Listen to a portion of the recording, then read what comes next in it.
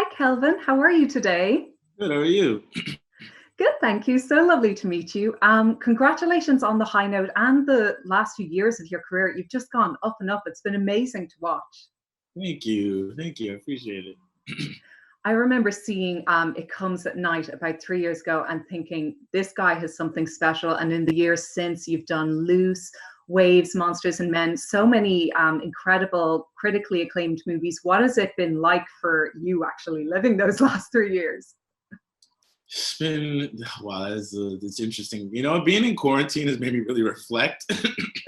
And I remember I was moving. I just moved into this apartment right before we got locked down, and had to unpack all my stuff. And I found all those scripts, and I was like, you really haven't had a chance to sit down and actually just like sit and just be with yourself for a second. So it's been a refreshing moment, but also I've had a lot of gratitude for the last few years and the people I've gotten to meet and the master classes that I've had to be able to work with some of the actors that I've been able to work with, all the way down to Tracy and Dakota. Because I've never gotten to do a comedy, and I've always wanted to. I don't think I'm funny at all, but at the same time, I was like, why not try to see what happens? I don't know if I even have to be funny, but I wanted to have a good time, and so it's been a good ride.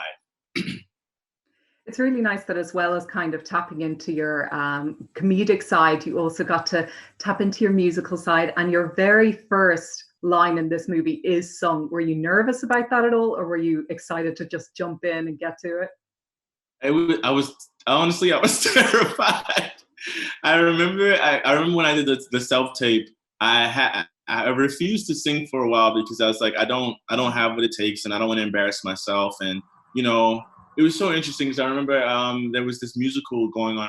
I auditioned for it, and I remember my mom was like, my parents are musicians, so they've been very strict about like, don't do something if you know you're not going to be great. I'm just like, well, where's the growth? You have to try it and see if you're gonna be great at it. But I think I had this like fear, so I did my tape, and I was terrible in the audition tape. And I sent it, and I was like, I'm never gonna get this part. So to kind of go from there to actually singing live, it took a lot of confidence building. But I think having Tracy as a force of positivity, of fighting past our fears and our insecurities and breaking those walls and boundaries down just was nothing but invitation to jump off the deep end and fall into a beautiful pile of surprises that I never knew I could kind of unlock. So it was great.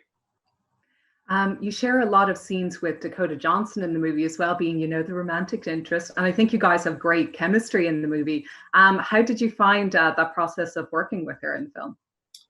I think I've worked with a couple of her friends, and I think they're such wonderful people. So I already knew going into it that we would kind of get on, because I was just like, she's just cool and she's smart and she's confident and she just has such a point of view. And I think that's so rare. And seeing her navigate, set every day and work every day and having so many ideas and being so hands on. I remember the first meeting we all had a rehearsal, and we sat down and read the script, and everyone was throwing out notes trying to build. It was just a huge collaboration between Tracy and Dakota and Nisha, our director, and the writer Flora. And I just got to witness how easy it is for her to command. And I was like, that's important for this role. So I think what love is having a respect for your partner. And I think I have so much respect for her as an artist and as an individual. And I think that made it so much easier just to dive in. Yeah, like you kind of touched on there, the high note got you to try out some comedy. You were looking at music. Has it made you kind of think about what kind of roles you'd like to do in the future? If you want to kind of stick to drama and film, or maybe try more comedy, try more kind of musical roles? I definitely want to. I do want to do more musical roles, maybe in like the biopics atmosphere, like Yeah, there are loads of those at the moment. loads of That is those. right. Yes. And I think it'd be really fun. So maybe in that space, comedy, I'll try it again. Maybe like a buddy I don't know, something a little bit more straightforward. I just want to keep trying different notes, different versions of things, everything that I've loved, and see what happens. Finally, my last question for you, Colin, because I know I'm tight on time, but what was your fondest memory from working on The High Note? probably the final scene in the movie with me and Tracy.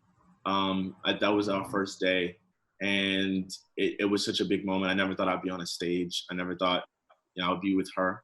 I never thought I'd be singing that beautiful song and in that really nice Dolce & Gabbana suit. I just didn't think it. And so I'll always remember it as one of the most special times of my life. Brilliant. I think that's a lovely note to leave it on. Congratulations again on the movie, Kelvin. It was such a joy to watch. Thank you so much.